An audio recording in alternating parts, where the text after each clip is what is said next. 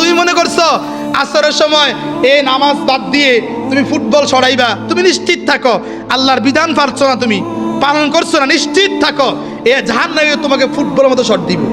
এ গোল তোমার দিয়ে খেলবো ফেরেশতারা, তোমার দিয়ে খেলবো।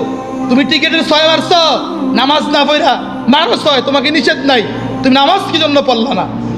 নওজোয়ান তুমি নামাজ কি জন্য পড়লা না? যুবক তুমি নামাজ কি জন্য পড়লা না? আল্লাহ তোমাকে ডাক দিছে, তুমি কি জন্য আসলা না? তুমি 6 শেষ তোমার জীবন, এটা মনে করছো বুঝি?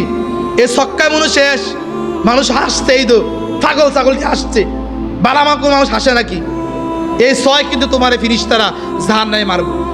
এর কারণে আমার একিন বিশ্বাস আল্লাহ পাক এই মানুষকে কখনো ধ্বংস করবেন। সুবহানাল্লাহ। কয়টা গুণ বলেন? 6টা গুণ। রাসূল আকরাম সাল্লাল্লাহু আলাইহি সাল্লামকে প্রথম খাদিজা বললেন, ইয়া রাসূলুল্লাহ, আপনার চেহারার মধ্যে আল্লাহ পাক রব্বুল আলামিন যেই পরিমাণ নূর দিয়েছে, এই নূরওয়ালা চেহারাকে আল্লাহ পাক কর্ষিন কালেও ধ্বংস করবে না। সুবহানাল্লাহ। ধ্বংস করবে থেকে রাসূল আকরাম সাল্লাল্লাহু আলাইহি সাল্লাম যখন জমিনের মধ্যে আসছে, তখন আব্দুল মুত্তালিব আল্লাহর রাসূল সাল্লাল্লাহু আলাইহি সাল্লামকে বলছে, ভাতিজা, পৃথিবীর এমন একটা রাষ্ট্র নাই, এমন একটা শহর নাই যেই শহরের মধ্যে আমি আব্দুল মুত্তালিব সফর করি নাই।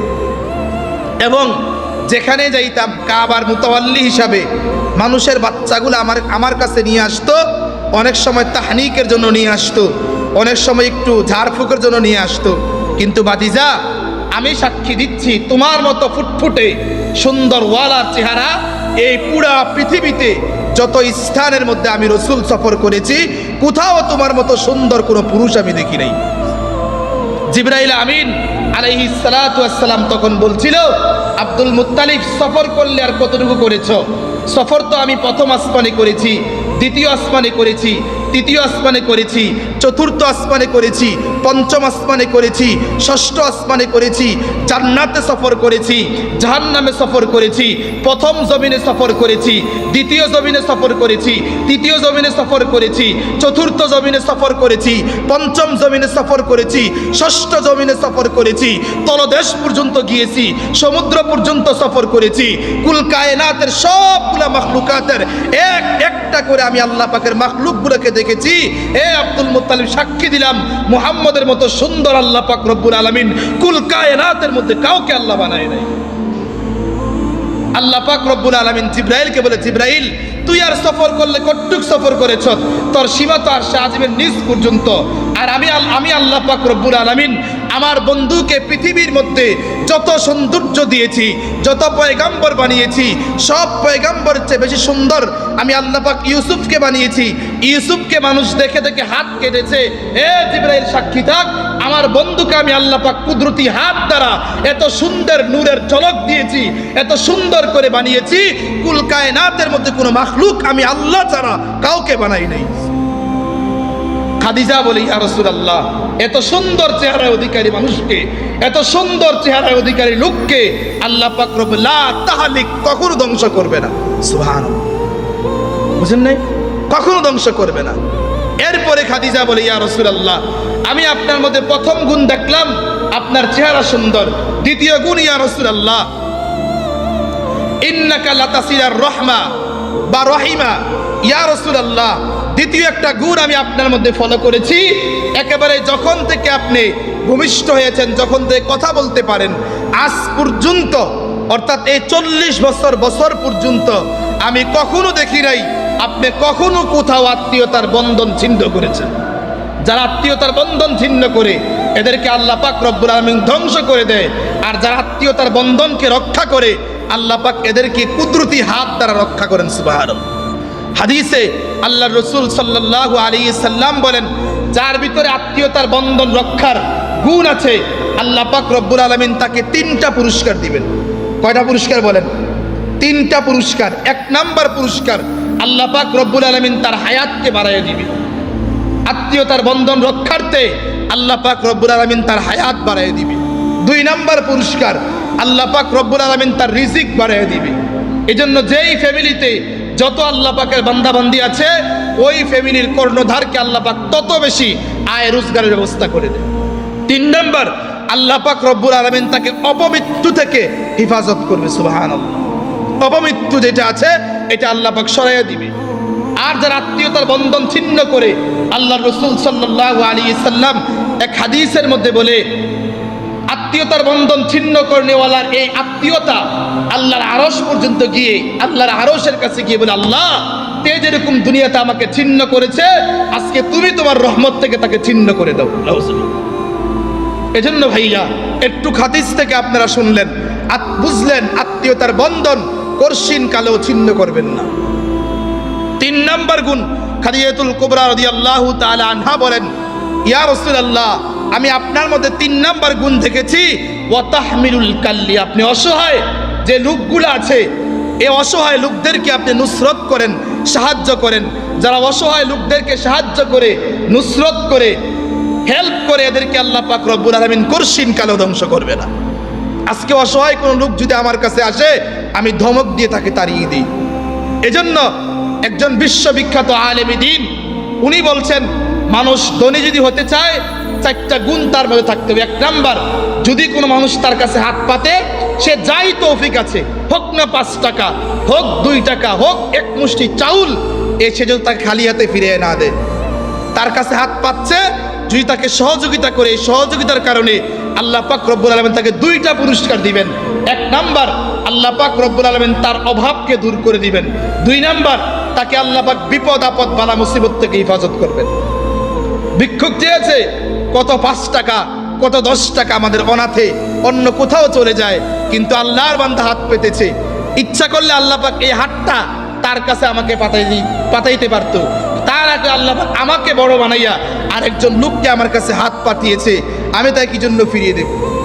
এজন্য রাসূল আকরাম সাল্লাল্লাহু আলাইহি সাল্লামের আরেকটা হাদিসে আসছে, আল্লাহ রাসূল সাল্লাল্লাহু আলাইহি সাল্লাম বলেন, আলিয়াদুল উলিয়া খায়রুম মিয়াদিস সুফলা, উপরের হাতটা নিচের হাত থেকে উত্তম।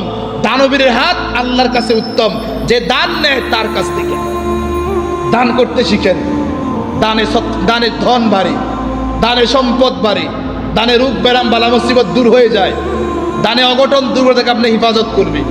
আল্লাহ রাসূল সাল্লাল্লাহু আলাইহি ওয়াসাল্লাম বলেন, আস-সাদকাতু তারাদ্দুল বালা, যে যেই পরিমাণ সদকা করবে, যে যেই পরিমাণ দান করবে, আল্লাহ পাক রব্বুল আলামিন তার থেকে সেই পরিমাণ বিপদকে আল্লাহ পাক দূর করে দিবে। সুবহানাল্লাহ। এজন্য ভাইয়া আমার, দান করা কখনো আপনি হাতকে গুটিয়ে নেবেন না। মাদারিসে কওমিয়া এটা মানে রাসূলের দুশমন না। মাদারিসে কওমিয়ার ভিতরে আগে একটা গুণ ছিল, এরা প্রত্যেক সপ্তাহে মুষ্টি চাউল তুলতো। আমি নিজে আমার উস্তাদকে জিজ্ঞাসা করছি, হুজুর এই যে মুষ্টি চাউলগুলা তুলেন, এটার ফায়দা কিটা? মানুষ 1 মুষ্টি চাউল দেয়, লাভ কিটা?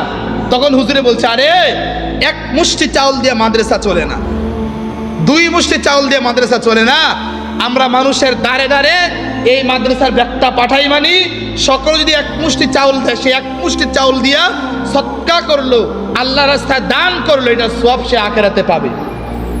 তখন হুজুর স্পষ্ট দলিল দিছে, আও মুঈনান, যারা আলেমদেরকে নুসরত করে, তালিবুল ইলমদেরকে নুসরত করে, হাসরের দিন আল্লাহর রাসূল সাল্লাল্লাহু আলাইহি সাল্লামের হাদিসের মধ্যে বলেন, যার মধ্যে 4টা গুণ থাকবে, অর্থাৎ জান্নাতে যাওয়ার সিঁড়ি 4টা, জান্নাতে যাওয়ার রাস্তা 4টা। নবীজি বলছেন, কুন আলিমান, তুমি আলেম হয়ে যাও, আও মুতাআল্লিমান, তুমি আলেমের ছাত্র হয়ে যাও, আও মুঈনান, তুমি আলেমকে নুসরত করো, সাহায্য করো, হাসরের দিনে আলেম তোমার পক্ষে সুপারিশ করবে। এক আয়াতের ব্যাখ্যায় এক মুহাদ্দিস উল্লেখ করেছেন, রাসূল আকরাম সাল্লাল্লাহু আলাইহি সাল্লাম বলেন, যখন হাসরের মাঠ কায়েম হয়ে যাবে, তখন মানুষ যখন নিজের গুনার জন্য দৌড়াদৌড়ি শুরু করবে, পেরেশানি হয়রানি হয়ে যাবে, তখন আল্লাহ পাক রব্বুল আলামিন আলেমদেরকে একটা কাতারের মধ্যে নিয়ে বলবেন, আলেম তোমার সিনার মধ্যে আমি আল্লাহ পাক এলেম দিয়েছি জাহান্নামের আগুনে জ্বালানোর জন্য না, বান্দার টুটি বাড়ি যে গুনাহগুলা হয়েছে আজকে মাফ করে দিলাম, এই পর্দার ভিতর দিয়ে তুমি জান্নাতে চলে যাও। যখন জান্নাতে যাবে, একজন লোক দৌড়িয়ে এসে এই আলেমকে ধরে বলবে, হুজুর আমার মনে আছে আপনি একদিন একটা গ্লাস পানির প্রয়োজন ছিল, আমি নিজে গ্লাসটাকে সুন্দর করে ধুইয়া আপনাকে 1 গ্লাস পানি পান করিয়েছি, ওই বিপদের মুহূর্তে দুনিয়াতে আপনাকে নুসরত করেছি। আজকে আমাকে হাসরের দিন আমার এই কঠিন গুনাহ নিয়ে যখন আমি উঠলাম, আপনি আল্লাহকে সুপারিশ করেন, আল্লাহ যাতে আমাকে মাফ করে দেয়। হাদিসে আল্লাহ রাসূল সাল্লাল্লাহু আলাইহি সাল্লাম বলেন, ইয়াশফাউ ইয়াউমাল কিয়ামাতি সালাসুন, হাসরের দিন আল্লাহর সামনে দাঁড়িয়ে তিন প্রকার লোক সুপারিশ করবে। এক নাম্বার নবীরা সুপারিশ করবে। দুই নাম্বার শহীদ যারা আল্লাহর জন্য জীবন দিয়েছে, আল্লাহর জন্য যারা জীবন দিয়েছে একান্ত আল্লাহর জন্য, এই লোকগুলা সুপারিশ করবে। তিন নাম্বার উলামাই কেরাম সুপারিশ করবে। এই গুনাহগার বান্দা যখন এক গ্লাস পানির বিনিময়ে সুপারিশ চাবে, আলেম তার জান্নাতে যাওয়া বাদ দিয়ে আল্লাহর সামনে দাঁড়িয়ে, আল্লাহ আমি আপনাকে সাক্ষী দিচ্ছি দুনিয়ার মধ্যে সে আমাকে নুসরত করেছে, আজকে সাক্ষী দিলাম আল্লাহ আজকে সে বিপদে পড়েছে, আমি এলেম ওয়ালা জুবানের কারণে আপনি তাকে মাফ করে দেন। আল্লাহ পাক তাকে মাফ করে দিবে। আরেকজন লোক দৌড়িয়ে এসে বলবে, হুজুর দুনিয়ার মধ্যে আমি আপনাকে ওযু করার জন্য এক বদনি পানি দিয়েছিলাম, আজকে এই কঠিন মুহূর্তের মধ্যে আমার গুনাহ আমাকে আটকিয়ে ফেলেছে, আল্লাহ আপনাকে এলেমের খাতিরে মাফ করে দিয়েছে, আজকে একটু আপনি আল্লাহর কাছে আমার পক্ষে সুপারিশ করেন। আলেম তার জান্নাতে যাওয়া বাদ দিয়ে আল্লাহর সামনে দাঁড়িয়ে সুপারিশ করবে, আল্লাহ এই লোকটাকে তুই মাফ করে দাও। যত লোকের জন্য উলামায়ে কেরাম সুপারিশ করবে আল্লাহ পাক তত লোককে মাফ করে দিবে। এজন্য হাদিসে আল্লাহর রাসূল সাল্লাল্লাহু আলাইহি সাল্লাম বলেন, যারা হাফিজুল কুরআন এদেরকে আল্লাহর রাসূল বলছেন এরা সাচ্চা 10 জন জাহান্নামী লোক, যাদের উপরে জাহান্নাম ওয়াজিব, এরকম 10 জন লোককে জান্নাতে নিয়ে যাবে। এজন্য হাফেজ হওয়ার পরে বাপ মা গর্ব করতে পারে। আর যেই মার সন্তান আলেম হয়েছে, আল্লাহর রাসূল বলেন এরা বেহিসাব, কোনো হিসাব নাই। হাফেজে কোরআন 10 জন, আলেমের কোনো হিসাব নাই, বেহিসাব এরা মানুষকে জান্নাতে নিয়ে যাবে, বেহিসাব মানুষকে জান্নাতে নিয়ে যাবে।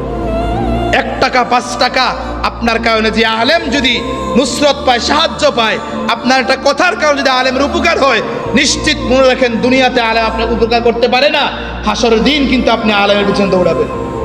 যাদের গাদ্দারির কারণে, যাদের কটুক্ত ভাষার কারণে, যাদের অবহেলার কারণে মসজিদের ইমামরা কষ্ট পায়, আলেমরা কষ্ট পায়, হয়তো আজ উলামায়ে কেরাম কিছু বলে না, কিন্তু হাসরের দিন কড়ায় গন্ডায় আপনাকে হিসাব দিতে হবে, কড়ায় গন্ডায় গয়না হিসাব দিতে হবে, একেবারে গয়না হিসাব দিতে হবে।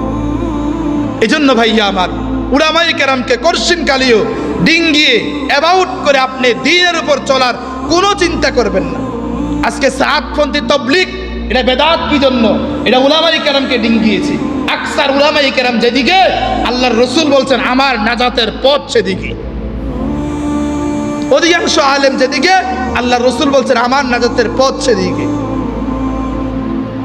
এক হাদিসে আল্লাহর রাসূল সাল্লাল্লাহু আলাইহি ওয়াসাল্লাম বলেন, ইন্নাল উলামা ওয়ারাসাতুল আম্বিয়া, আমি রাসূল নাই দুনিয়াতে, আমি ইন্তেকাল করেছি, আমি দুনিয়া থেকে গমন করে রওজা আধারে আছি, কিন্তু আমার পরে যারা এলেম শিখবে এদেরকে আমি আমার ওয়ারিস হিসাবে ঘোষণা দিলাম। সুবহানাল্লাহ, এরা নবীজির ওয়ারিস, এরা রাসূলের ওয়ারিস। এক মুহাদ্দিস উল্লেখ করেছেন, যারা কোরআনের ধারক বাহক হন, এলেমের ধারক বাহক হন, 7 জমিনের নিচেও যদি সে থাকে, আল্লাহ পাক ওই 7 জমিনের নিচেও তার জন্য আল্লাহ পাক রিজিক পৌঁছে দিবেন। কেন? সে হলো আল্লাহর আহাল, আল্লাহর পরিবার, রাসূলের ওয়ারিস, রাসূলের ওয়ারিস।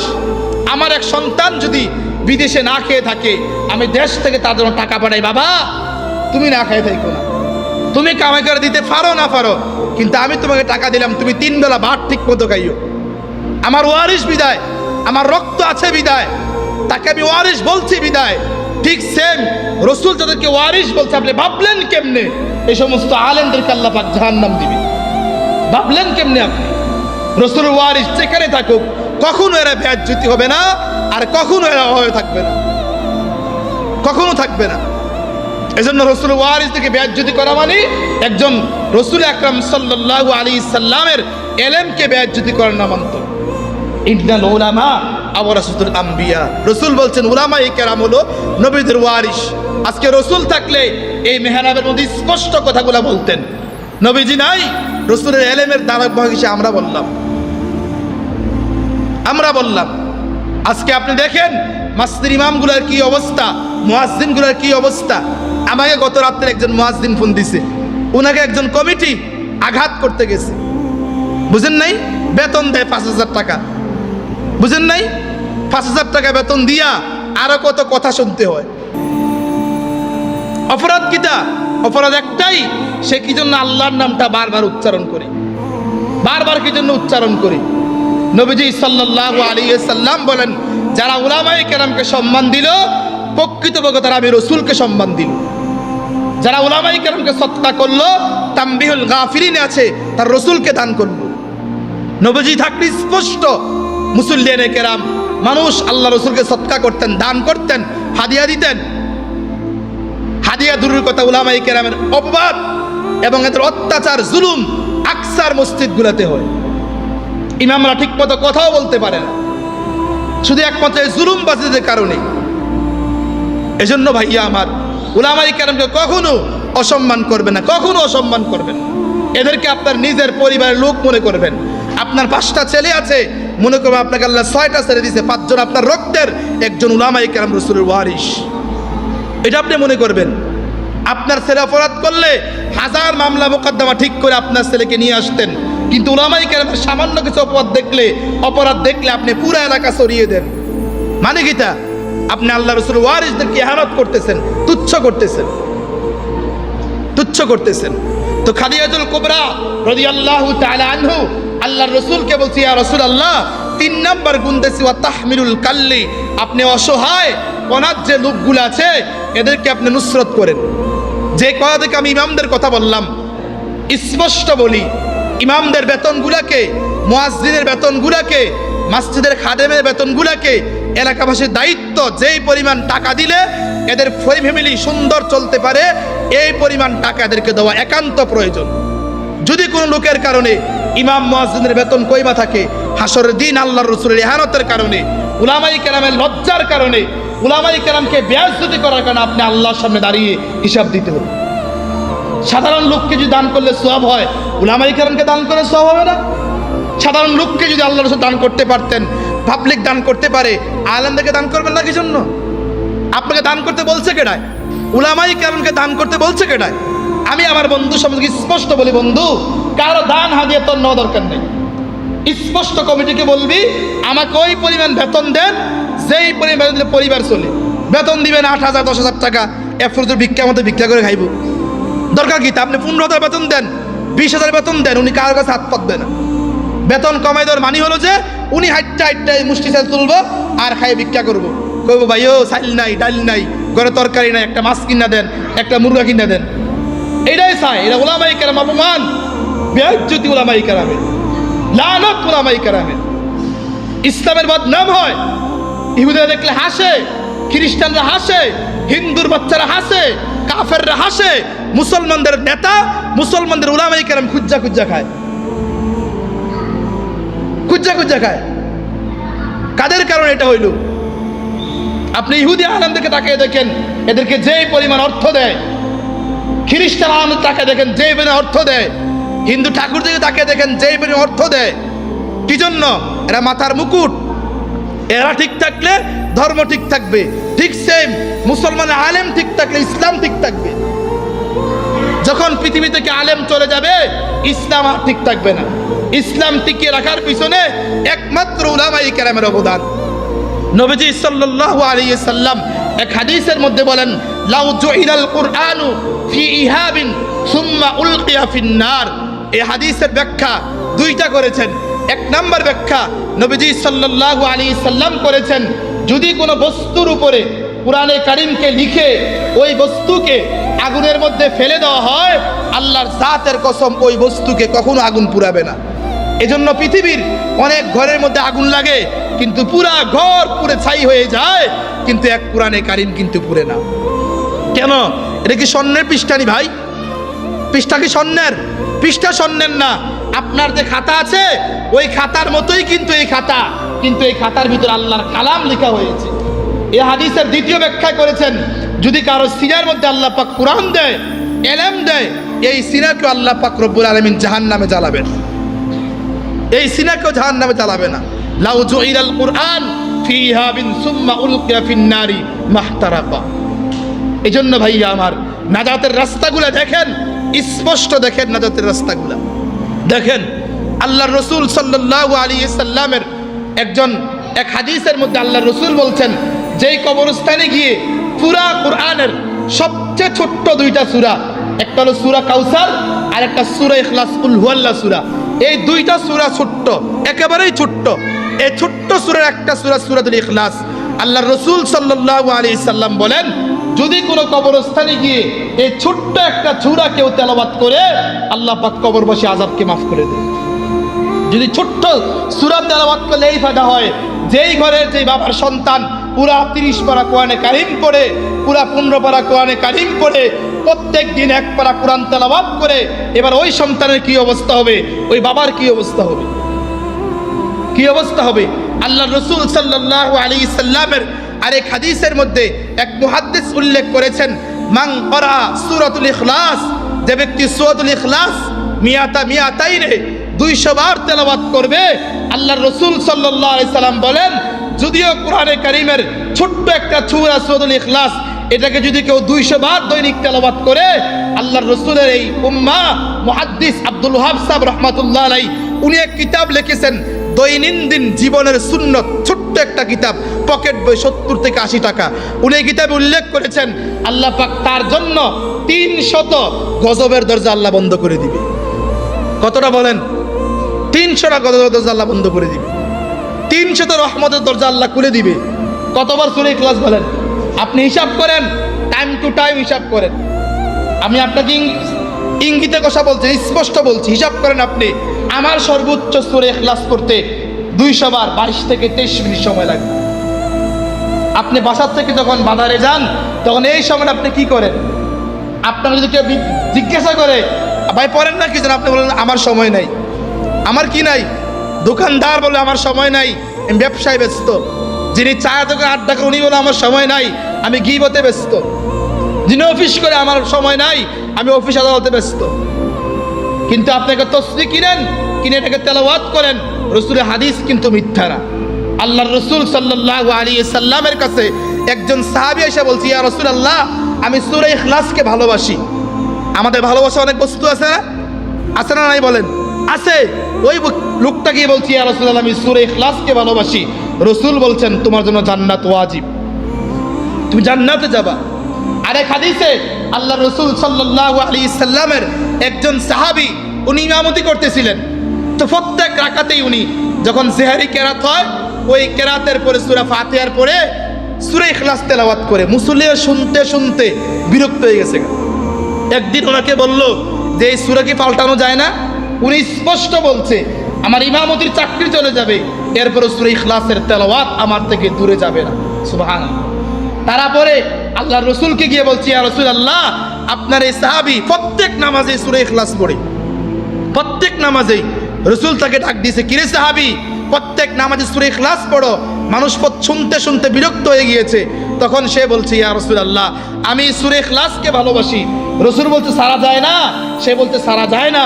আল্লাহ রাসূল বলছে, তোমাকেও জান্নাত ছাড়বে না। কে না পারে সূরা ইখলাস? কে না পারে সূরা ইখলাস? কোন বোনটা না পারে সূরা ইখলাস? কোন মাটা না পারে সূরা ইখলাস? কোন নওজোয়ান যুবক না পারে সূরা ইখলাস? কোন বুড়া বাবাটা সূরা ইখলাস না পারে? কে না পারে? আরেক ফজিলতে আসছে, আল্লাহর রাসূল সাল্লাল্লাহু আলাইহি সাল্লামের হাদিসের মিসদাকে মুহাদ্দিস উল্লেখ করেছে, যদি কেউ 200 বার দৈনিক সূরাতুল ইখলাস তেলাওয়াত করে, দুনিয়ার মানুষ তাকে, বুঝেন নাই, সাক্ষী দিতে পারবে লোকটা কেমন ছিল, অকাল মৃত্যু, এগুলো শিক্ষিত কইতে হইব না। সাক্ষী দাঁড়াইয়া জানাজার নামে দাঁড়িয়ে স্পষ্ট বক্তৃতা দেয়। মনে করছে এনা বক্তৃতা দিলে তারে মনে মাঝে সম্মান দিব, আর বক্তৃতা একেবারে ভুল ব্যাখ্যা। এক জানাজার নামাজে গেছি, একেবারে শিক্ষিত লোকের হার বেশি, উনি একজন শিক্ষিত, উনি কয় অকাল মৃত্যু। উনি কি কয়? অকাল। অকাল কোনো কাল আছে নাকি? কাল তো 3টায়, কাল কয়টা? আর আপনি যদি বলেন অকাল মৃত্যু মানে উনি যৌবন বয়সে মারা গেছে, এই ব্যাখ্যা দিতা, ওনার হায়াত শেষ, আল্লাহ নিয়ে গেছে, তাহলে অকাল বলতে কোনো কাল নাই। আপনি কি যত ডিকশনারি আছে, বাংলা, ইংলিশ, আরবি, সবখানে দেখেন অকাল বলতে কোনো কাল নাই। কাল তো 3টায়। এরপর জানাজার সামনে দাঁড়িয়ে এই লোকটার সম্পর্কে আজে বাজে যত কথা আছে সব কথাই বলে। কিন্তু রাসূল বলেন, এই মানুষগুলা কথা বলতে হবে না। যে ব্যক্তি সূরাতুল ইখলাস 200 বার তেলাওয়াত করবে, তার জানাজার মধ্যে আল্লাহ পাক আসমান থেকে 1,10,000 ফেরেশতাকে বলেন, ফেরেশতা যাও আমার এই বান্দা দৈনিক সূরাতুল ইখলাস কুল হুয়াল্লাহ সূরাকে 200 বার তেলাওয়াত করেছে, তার জানাজায় তোমরা 1,10,000 লোক শরীক হও। ফেরেশতা যার জানাজায় 1,10,000 ফেরেশতা শরীক হয়, তার মাকামটা কি পরিমাণ বুঝেন না? তার মাকাম কি পরিমাণ? আপনি কোন দিকে সময় নষ্ট করলেন? আপনি কার সাথে গল্প করে সময় নষ্ট করলেন? আপনি কোন দোকানে বসে সময় নষ্ট করলেন? হাদিসে আল্লাহ রাসূল সাল্লাল্লাহু আলাইহি সাল্লাম বলেন, হাসরের দিন আল্লাহ পাক প্রত্যেকটা নারীকে, প্রত্যেকটা পুরুষকে আল্লাহ পাক 5টা প্রশ্ন জিজ্ঞাসা করবেন। কয়টা বলেন? এই 5টা প্রশ্নের উত্তর না দিয়া কোনো উম্মত একটা পা সামনে যেতে পারতো না, একটা পা আগাইতে পারতো না, একটা নারী সামনে যেতে পারবে না, একটা যুবক সামনে যেতে পারবে না। আপনি মনে করছেন এখন ফুটবল খেলান, দৌড়াইতে পারেন, ওই সময় দৌড়ান সম্ভব না। ফাঁকেও কিছু করে দিবে, হাতও কিছু করে দিবে, জুবানও কিছু করে দিবে, চোখও কিছু করে দিবে। কোন জমিনে দাঁড়িয়ে, কোন স্থানে দাঁড়িয়ে আপনি আল্লাহর নাফরমানি করেছেন, এই জমিনটা পুরো সাক্ষী দিয়ে দিবে। আপনাকে জিজ্ঞাসা করবে তুমি এই কাজটা করেছ? আপনি স্পষ্ট বলবেন আমি এই কাজ করি নাই। আপনার জুবান মিথ্যা বলতে একটা সেকেন্ড দ্বিধাবোধ করবে না। স্পষ্ট আপনি আল্লাহকে বলবেন। একতরে দুনিয়া গাদ্দারি করা মানুষের সাথে, ওই দিন এই গাদ্দারগুলা, এই মিথ্যুকগুলা আল্লাহর সামনে দাঁড়িয়ে গাদ্দারি করবে, বলে আমি কোনো পাপ করি নাই। তখন আল্লাহ পাক রব্বুল আলামিন জুবানকে বলবেন, জুবান তুমি চুপ হয়ে যাও, একটা সাউন্ড তোমার দিয়ে বাইর না হয়। জুবান চুপ হয়ে যাবে। আল্লাহ জমিন গেল, জমিন তোর মধ্যে দাঁড়িয়ে নাফরমান কোনো পাপ করছে কিনা, এই বেঈমান কোনো পাপ করছে কিনা, এই বেনমাজি কোনো পাপ করছে কিনা। জমিন স্পষ্ট বলে দিবে আল্লাহ সে আমার সামনে দাঁড়িয়ে, আমার উপরে দাঁড়িয়ে সে পাপ করেছে, পাপ করেছে। নাফরমান যখন জমিন দিয়ে হাঁটে, জমিন প্রত্যেকটা ক্ষণে আল্লাহকে বলে, আল্লাহ আপনি অনুমতি দেন তাকে ডাবাই এলাই আমি, তারা ডাবাই এলাই আমি, আপনি অনুমতি দেন তাকে ডাবাই এলাই। সে কোন গায়ের জুড়ে, কার দেওয়া শক্তিতে, কার দেওয়া হাতে, কার দেওয়া পাতে, কার দেওয়া চক্ষুতে সে আজকে জমিনে চলতেছে। এজন্য পৃথিবীর প্রত্যেকটা মাখলুক দৈনিক যখন ফজরের আজান হয়, এই মাখলুকগুলো আল্লাহকে বলে, আল্লাহ আমি তোমার কাছে একটা আবদার করি, 2 প্রকার লোককে তুমি এই ফজরের যখন সকাল হবে, এই ভোরের আলো যখন জমিনে পড়বে, আমার চোখের সামনে তুমি আইনো না, আইনো না। স্পষ্ট একজন মুহাদ্দিস উনি উল্লেখ করেছেন, এর ভিতরে একজন শুয়োর, একটা আল্লাহর প্রাণী শুয়োর, এই শুয়োর আল্লাহকে বলে, আল্লাহ এই লোকটার চেহারাকে আমার সামনে তুমি আইনো না। অন্যান্য মাখলুকাত সবগুলা বলে আল্লাহর কাছে ফানা চায়, তার গুণ কিতা, তার বদগুণ কিতা। ফজরের আজান হয়, পুরা পৃথিবীর সবাই ঘুমিয়ে আছে, আল্লাহর বান্দাকে বারবার তালকিন দিচ্ছে। আপনি মনে করেন আল্লাহু আকবার, আল্লাহ 4 বার আজানে কি জন্য বলে? বলেন 4টা বার আজানের মধ্যে কি জন্য বলে? কি জন্য 4টা বার আল্লাহু আকবার, আল্লাহু আকবার, আল্লাহু আকবার, আল্লাহু আকবার কি জন্য বলে? হাসরদিন আল্লাহ বলে, বান্দা 1 বার না, 2 বার না, 3 বার না, 4টা বার দিয়ে তোকে ডাক দিছিলাম, বান্দা এই পৃথিবীতে আমিই বড়, আমিই শ্রেষ্ঠ, আমিই মালিক, তুই আয় বান্দা আয় আমার কাছে আয়। 4টা বার ডাকের পরেও বান্দা উঠে না। এরপরে আল্লাহ পাক আবার স্মরণ করিয়ে দেয়, আশহাদু আল্লা ইলাহা ইল্লাল্লাহ। তুই মনে করছিস তোর বাপ তোকে খাওয়ায়, তোর মা তোকে খাওয়ায়, তোর রাজনীতির নেতা তোকে খাওয়ায়, তোর দেশ তোরে খাওয়ায় না। বান্দা লা ইলাহা ইল্লাল্লাহ, পুরা পৃথিবীর মধ্যে, পুরা কুল কায়নাতের মধ্যে কেউ নাই, একমাত্র তোর ঘরে রিজিক আমি আল্লাহই পৌঁছাইয়ে দেই, আমি ছাড়া কেউ নাই, বেটা কেউ নাই, কেউ নাই। এই মুয়াজ্জিন সাক্ষী দিয়ে আল্লাহই এক, আল্লাহই আপন। আশহাদু আন্না মুহাম্মাদুর রাসূলুল্লাহ আবার ডাক দে, হাইয়া আলাস সালাহ আবার ডাক দে, হাইয়া আলাল ফালাহ আবার ডাক দে।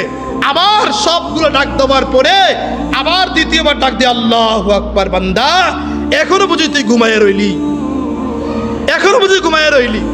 আবার 1 বার না 2 বার বলে আল্লাহু আকবার, 2 বার ডাক দেওয়ার পরে সর্বশেষ এই মুয়াজ্জিনের মাধ্যমে আল্লাহ বুঝায় দেয়, লা ইলাহা ইল্লাল্লাহ। আজকের এই সুন্দর বাড়ি পাইয়া, সুন্দর গাড়ি পাইয়া, সুন্দর নারী পাইয়া, সুন্দর সংসার পাইয়া, আমার জমিনের সব নেয়ামত তুমি ভোগ কইরা বান্দা তুমি মানুষকে খোদা মানলা, আমি আল্লাহ সুন্দর করে ডাকগুলা দিলাম, তোমার কানে গিয়া পুছলো, এরপরও বান্দা তুমি বুঝাই উঠে আসলো না। না আসার পরে এরপরে মাখলুকগুলো বলে আল্লাহ এতবার ডাক সারানোর পরে, এতবার ডাক দেওয়ার পরে যে নাফরমান আপনার ডাকের চাইতে অন্যের ডাকটাকে প্রাধান্য দিল, রাত 2টায় যে মারা গেল তার বাসা তুমি যাইতে পারলা, 3টা যে মারা যায় তার বাসা যাইতে পারো, রাত 4টায় যদি কোনো মন্ত্রী তোমাকে ফোন দেয় সব কিছু ফেলে দিয়ে তুমি তার ডাকে গেলা, আর পুরা কুল কায়নাতের প্রধান আমি আল্লাহ, আমি তোমাকে ডাক দিলাম, তুমি বুঝলে আসলা না? আসলা না তুমি আসলা না? এই মাখলুকগুলো বলে আল্লাহ প্রথম এই সুবহে সাদিকের হাওয়া আলো যখন জমিনে পৌঁছে তুমি প্রথম আমাকে বেনমাজির চেহারা দেখাইও না। প্রথম এই মাখলুকগুলো আল্লাহকে বলে আল্লাহ এই বেনমাজির চেহারা তুমি আমাকে দেখাইও না, দেখাইও না তুমি আমাকে। এই শুয়োরও বলে আল্লাহ তার কি দাম? এই শুয়োরের কি দাম? কোনো দাম আছে? শুয়োরের গোশত কেউ কিনে? সবচেয়ে ঘৃণিত প্রাণী পুরা কুল কায়নাতের মাখলুকাতের মধ্যে 2টা প্রাণী ঘৃণিত, এর মধ্যে উল্লেখযোগ্য প্রাণী এই শুয়োর। এটাও বল তার বলে আবার অহংকার আছে, খেতে আবার কয় কি আল্লাহ তুমি তার চেহারা আমাকে দেখাইও না। 2 নাম্বার যাদের ফরজ গোসল হইল নিজেও নামাজ পড়লো না, তার বউকে নামাজ পড়তে দিল না। পুরা জমিন পুরা আসমান সবাই বলে আল্লাহ এই নাফাক বান্দা কি জন্য জমিনে আছে? জমিন বলে তুমি একটু বলো, পুরা উল্টে কাইত কইরা একবারে ফিসাইলাই তারে। আল্লাহ বলে না, এটা আমার বন্ধুর উম্মত, সময় দিছি, সুযোগ দিদি, সব কিছু দিছি, একটা সময় আমি অবশ্যই যখন নিয়ে আসব পৃথিবীর কোনো কিছু কোনো বস্তু তাকে আটকে রাখতে পারবে না, তখন স্পষ্ট আমি তাকে কবরে কড়া গন্ডা হিসাব নেব। এজন্য ভাইয়া আমার সময় কই নষ্ট করছো? হাসরের দিন আল্লাহ জিজ্ঞাসা করবে শাবাবাকা, তুমি তোমার যৌবন কালের যে সময় আছে এই যৌবনটা তুমি কোথায় নষ্ট করলা? কোথায় নষ্ট করছো? তুমি মনে করছো আসরের সময় এই নামাজ বাদ দিয়ে তুমি ফুটবল সরাইবা? তুমি নিশ্চিত থাকো আল্লাহর বিধান পারছো না, তুমি পালন করছো না, নিশ্চিত থাকো এ জাহান্নামে তোমাকে ফুটবলের মতো শট দিব। এ গোল তোমার দিয়ে খেলবো ফেরেশতারা, তোমার দিয়ে খেলবো। তুমি টিকেটের 6 মারছো নামাজ না পড়া, মারো 6, তোমাকে নিষেধ নাই, তুমি নামাজ কি জন্য পড়লা না? নওজোয়ান তুমি নামাজ কি জন্য পড়লা না? যুবক তুমি নামাজ কি জন্য পড়লা না? আল্লাহ তোমাকে ডাক দিছে, তুমি কি জন্য আসলা না? তুমি 6 শেষ তোমার জীবন, এটা মনে করছো বুঝি? এ ছক্কায় মনে শেষ। মানুষ হাসছে, এই তো ছাগল হাসছে, বারামাকো মানুষ হাসে নাকি? এই 6 কিন্তু তোমার ফিরিস্তারা জাহান্নামে মারবো, খেলবো, এই ব্যাডমিন্টন দিয়ে খেলবো তোমারে। আর তুমি নামাজ পড়ছো, নামাজ ঠিক, নামাজ পড়ার পরে তুমি খেলো, তোমাকে নিষেধ করছে কে? কিন্তু এই নামাজ সাক্ষী দিবে আল্লাহ সে দুনিয়াতে আমাকে সংরক্ষণ করেছে, আমি নামাজ এসে আসছে, তোমাকে সিজদা দিয়েছে, তাকে মাফ করে দাও। এই নামাজের সুবাস দিয়ে মাফ পেয়ে যাইবা। এই জন্য ভাইয়া আমার আবারও বলছি, সময়কে অযথা নষ্ট করবেন, অযথা নষ্ট করবেন না, অযথা নষ্ট করবেন না। মুরব্বীদেরকে বলি চায়ের দোকানে বসা একটু কমান, একটু কমান। কি কাজ আপনার বলেন? আপনার কাজটা কিটা? মুহাদ্দিসরা ওই ব্যক্তিকে পাগল বলছে যে ব্যক্তি কোনো কাজ করতে গেলে তার দুনিয়াতেও লাভ নাই, আখেরাতেও লাভ নাই। আমি ব্যবসা করি, দুনিয়া লাভ আছে না বলেন? আছে। চায়ের দোকানে কি লাভ বলেন আপনি আমারে? বলেন। আর যেন গীবতে কি লাভ? আর যেন শেখায়াতে কি লাভ? আপনি বলেন আমারে। আপনি ব্যবসা করেন, ভালো জিনিস, আপনার দুনিয়া লাভ হচ্ছে, কিন্তু মানুষের গীবতে আপনার কি লাভ হচ্ছে? না আখেরাত না দুনিয়া, না আখেরাত, খামাকা কোনো কাজ নেই। বৈশা এই উমুকের মেয়ে কি করছে, তুমুকের মেয়ে কি করছে, উমরে কি করছে, তুমরে কি করছে, এই সব কিছু কইরা আবার ফাহারা দেয়। এদের দালাল না থেকে ঠিক করে তুমি ফাহারাও তারে, তে কই যায় কি না করে সব কিছু ফাহারা দেয়। তারে বুঝে আল্লাহ ফাহার লেগে বানাইছে। আল্লাহ মাফ করুন। এজন্য মুরব্বীরা আমার, আপনারা রাগ করেন না, আপনারা তসবিহ কিনেন, এই 200 বার সূরা ইখলাস পড়েন। কার সাথে আপনি আড্ডা দিচ্ছেন? নওজোয়ান ভাইয়া খেলতে যাও, ঘর থেকে ওযু করে বাইর হও, আর এই তসবিহটা পড়তে যাও। এটা তোমার কাজে আসবে, এই বন্ধুগুলো কাজে আসবে না। বললাম তো কাজে আসবে না। চক্ষুটা বন্ধ করার পরেই তুমি আমার কথাগুলো বুঝবা। এখন তুমি বুঝো, এখন তো খুশি আমি ছক্কা মারতে যাইতেছি, আমি ফুটবল সরাই যাইতেছি। এই জন্য তাসবিহাতের ক্ষেত্রে আমি খুব গুরুত্বপূর্ণ প্রায় সময় তাসবির কথা বলি। আমাদের বাংলাদেশের কুমিল্লা জেলার সুনামধন্য আলেমে দ্বীন আল্লাহ মুফতি মুশতাকুর নবী দামাত বারাকাতুহু, উনি আরবে আতেকায়ে বসছে মসজিদে নববীতে। একজন আরবের শায়েখ বলতেছে, হুজুর এই তাসবিহ কি নবীজি পড়ছে নাকি? বুঝেন নাই? তাসবিহ কি রাসূল পড়ছে? এই তাসবিহ কি নবীর যেমন ছিল, এখন আপনি যে পড়তেছেন, তো হুজুর বলছে আপনি যে এই রুমাল পড়ছেন, এই রুমাল কি রসুল পড়ছে নাকি? বুঝেন নাই? এবার তাসবিহ কি জন্য? আপনি বলেন রসুল আল্লাহ কখন বলছে? আল্লাহরে বলছে এক সেকেন্ডের জন্য না, সবসময় আল্লাহ স্মরণে ছিল। এবার আমি আপনি কতক্ষণ ভুলি? যখনই ভুলে যাই তখন আমার তাসবিহ আমাকে স্মরণ করিয়ে দেয়। যখনই ভুলে যাই তখন এই তাসবিহ আমাকে স্মরণ করিয়ে দেয়, আল্লাহ তুমি আল্লাহর জিকির করো। বুঝেন নাই? এই জন্য বেদাতি ঘোষণা বহুত দিব, বেদাত, এই বেদাত, এই বেদাত, বহুত কিছু বেদাত দিব। তুই যে ফ্যান ফরস, এটা বেদাত না? গত রমজানে নৌজওয়ান যুবকেরা প্রায় 25 লাখের উপর দুরূদ শরীফ পড়ছে। আহলে হাদিস বেদাতের দল, তারা কইতে তাসবিহ কি কোন হয়েছে আসেনি? বুঝেন নাই? তুই যে ফ্যান ফরস, এটা কোন হয়েছে আছে নাকি? তুই 60 ফরস, এটা চলে দেয় না, এতে কি লেগে আল্লাহরা ডাহে, এটা সমস্যা। এই জন্য ভাইয়া আমার, মুরব্বীরা আমার, যুবক আমার, ছোট্ট তসবিহ হাতে রাখবা, শুধু পড়বা, শুধু পড়বা, শুধুই পড়বা, শুধুই পড়বা। মানুষ যা বলে বলুক, এতে আমার কিছু আসে যায় না। বলুক পাগল, তাতে কি আসে যায় আমার? আমি শুধুই পড়বো, আল্লাহর জিকির শুধুই করব, রসুলের উপর দুরূদ শুধুই পড়বো। যে বলে বলুক, তাকে আল্লাহ বানাইছে কি লেগে? বলেন, বলার লেগা। আর আমার আল্লাহ বানাইছে কি লেগা? তাসবিহ পড়ার লেগে। আপনি সূরা ইখলাস 200 পড়ছেন মানে কিটা? আপনার 200 গজব দরজা আল্লাহ বন্ধ করে দিচ্ছে। 200 রিজিক, 300 গজব দরজা বন্ধ, 300 রিজিকের দরজা আল্লাহ খুলে দিচ্ছে। এই জন্য উলামায়ে কেরামের কাছে যদি কোনো হক্কানি পীরের কাছে, আমি ওই দিন আহলুল্লাহকে সাক্ষাৎ করতে গেছি, হুজুর আবে আসি, হুজুরকে দৈনিক 200 বার সূরা ইখলাস পড়ো। ফায়দা কিটা? বলে আল্লাহ পাক 300 রিজিকের দরজা খুলে দিবে। কয়শো বলেন? কয়শো? আপনার দরকার কয়টা? আপনার কয়টা দরকার আপনি বলেন? আপনি গরিব, আপনি 200 বার সূরা ইখলাস পড়েন। আপনি অভাবী, 200 বার সূরা ইখলাস পড়েন। আপনার আব্বার ইসালে সওয়াবের দরকার, আপনি কবরস্থানে সূরা ইখলাস পড়েন। আল্লাহ পাক রব্বুল আলামিন এই টুটাপাড়া যে কথাগুলো বললাম, আল্লাহ আমাদেরকে আমল করার তৌফিক দান করুক। সকল বলে আমিন। এই সমাজের অনেক নৌজওয়ান যুবক, তারা মসজিদে নামাজ পড়ে, যুবকরা খুব ভালো লাগে। 2-1 ছেলেবেলে আছে, আমি চাই তোমরাও নামাজে আসো। এখন কিন্তু মসজিদে মুরব্বির তুলনায় যুবকরা বেশি। মুরব্বীরা ব্যস্ত, এদের দোকানপাট আছে, আর যুবকদের কোনো দোকানপাট নেই। এই জন্য যুবকরা আসে। আমি চাই যে 2-1 তোমাদের সাথীরা আছে খেলোয়াড়, এদেরকে বুঝাই নিয়ে আসো মসজিদে 5 ওয়াক্ত নামাজ পড়ার পরে, এরপরে আমরা খেলবো। বলেন কি পড়ার পরে? বলেন সবাই বলো। 5 ওয়াক্ত নামাজ পড়ার পরে আসার পরে খেলবো। খেলা কি নিষেধ নেই, কিন্তু কি পড়ার পরে বলো? শটটা খেললে দেয়, এই টিকেটটা খেললাম, 6 খেললাম, নামাজ পড়ে পরে 6 মেরাম। 2-1 যারা আছে এরা ব্যস্ত, দোকানে বসে থাকে, এদেরকে ডাক্তারে নিয়ে আসবা। আল্লাহ আমাদেরকে আমল করার তৌফিক দান করে। সকল বলেন আমিন। যারা সুন্নত পড়ে নেয়, সুন্নত পড়ে নিই।